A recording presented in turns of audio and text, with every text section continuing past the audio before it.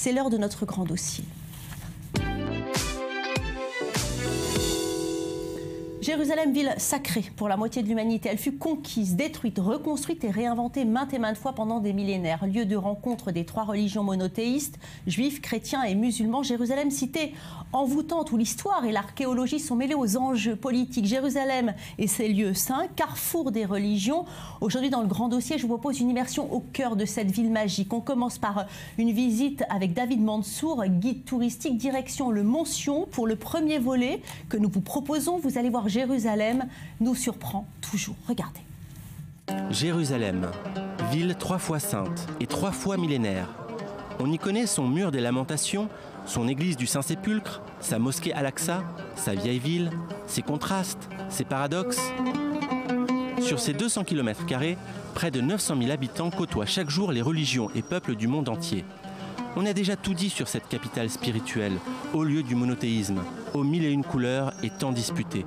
Jérusalem fascine.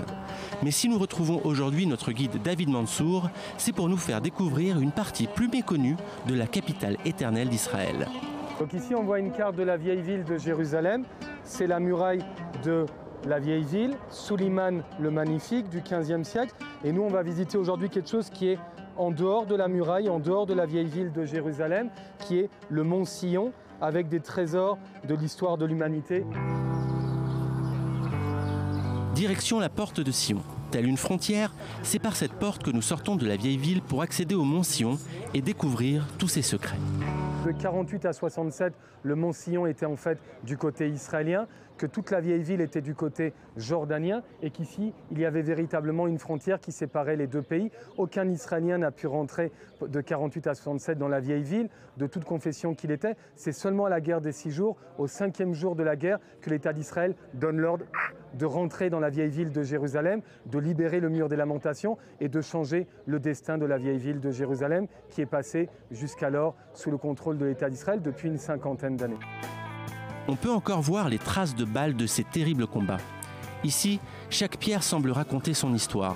Chaque parcelle témoigne de l'histoire. Mais attention, il ne faut pas pour autant se tromper de mur. Nous continuons notre visite et découvrons l'église de la Dormition, un des sites emblématiques du Mont Sion. Aussi connu sous le nom de l'église de l'Assomption, c'est ici que la Vierge Marie se serait endormie et son fils Jésus venu la chercher pour la monter au ciel.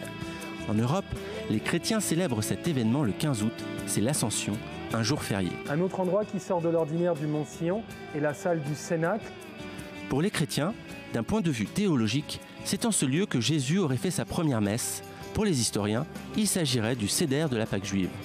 Mais dans les deux cas, nous retrouvons les symboles communs, le pain et le vin. Le Cénacle est aussi l'endroit où Jésus aurait fait son dernier repas, la Cène, célèbre tableau de Léonard de Vinci.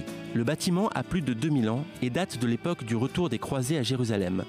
Mais il y a 2 siècles environ, un sultan de l'Empire ottoman confisque ce bâtiment et le transforme en mosquée.